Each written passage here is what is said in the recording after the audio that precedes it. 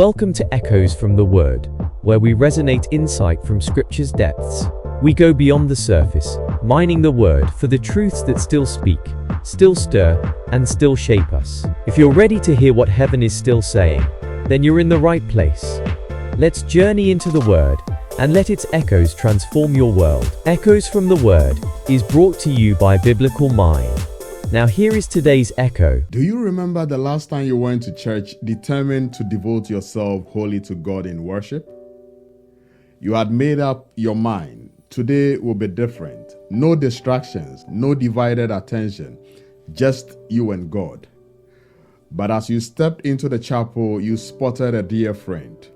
You smiled, greeted one another, and decided to sit together.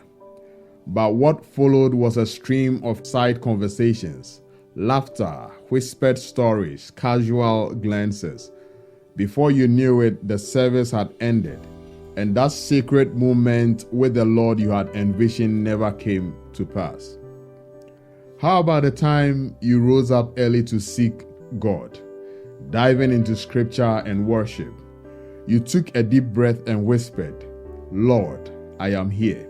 But then it came, a lingering worry, a forgotten responsibility. Something crept into your heart, and before you realized, your mind had drifted.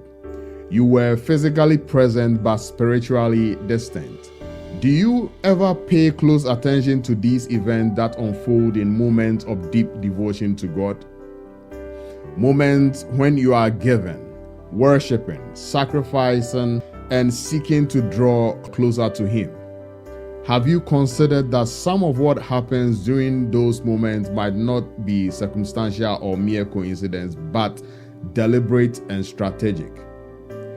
Do you know that the enemy often strikes at the height of your spiritual devotion? 1 Samuel 7:10 captures an event that should alert and waken us to the tactics of the enemy. It says that while Samuel was sacrificing the burnt offering, the Philistines drew nearer to engage Israel in battle. But that day, the Lord thundered with a loud thunder against the Philistines and drew them into such a panic that they were routed before the Israelites. You see, it wasn't a coincidence that the Philistines advanced while Samuel was offering the sacrifice. The timing was too precise, too strategic to be ignored. The Philistines did not wait until Israel was idle. They did not hold back until the worship had ended. They launched their attack at the very moment of offering, when Samuel was lifting Israel's devotion before God. It is a pattern we often overlook, but it happens more frequently than we realize. The enemy doesn't always wait until you've grown distant from God. He often strikes when you draw near, at the height of your spiritual pursuit. You see, the altar of our devotion is not just a sacred place. It is a battlefield. It doesn't repel attack. It often attracts it. The moment you draw near to God, darkness draws near to distract. Let's go back to the story and consider what could have happened when the enemy attacked during Israel's devotion. Here are some of the things that could have happened. They could have panicked and lost focus. Their attention might have shifted from the altar to the battlefield. They could have abandoned the worship and decided to fight in their own strength, thus draining or using up strength meant for devotion to God on fear-fueled reactions. They could have doubted God, wondering, why would He let this happen while we are worshiping? But they didn't. The people didn't scatter.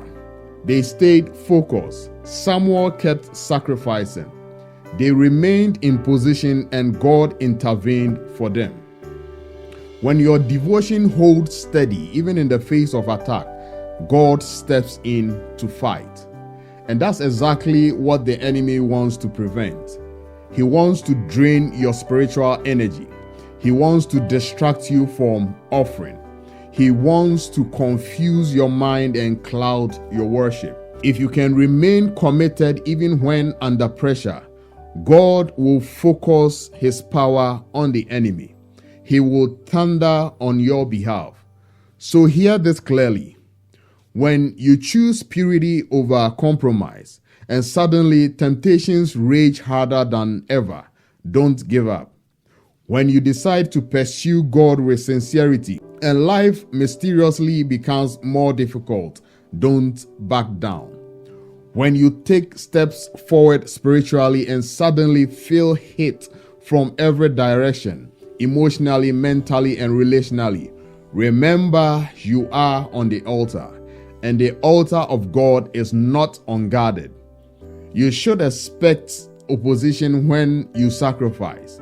The Philistines will always approach when the fire is on the altar, but we should also expect divine intervention. God is always closer to his altar. The enemy may come to disrupt your devotion, but heavens come to defend it. So stay at the altar. Stay in worship. Stay in devotion. Stay at the height of your spiritual pursuit. Don't let the attack deceive you into fleeing from the altar. Stay on the altar. You are in the right place, and that's exactly what the enemy is panicking about. The altar of devotion is where heaven meets earth and where hell tries to interrupt the conversation. Let your offering rise. Let your faithfulness speak. The same altar that invites attack also invokes divine thunder. The Lord your God will thunder from heaven. And when God thunders, the enemy that came in strength will flee in confusion. Stay at the altar. Stay focused on God when you worship. God bless you.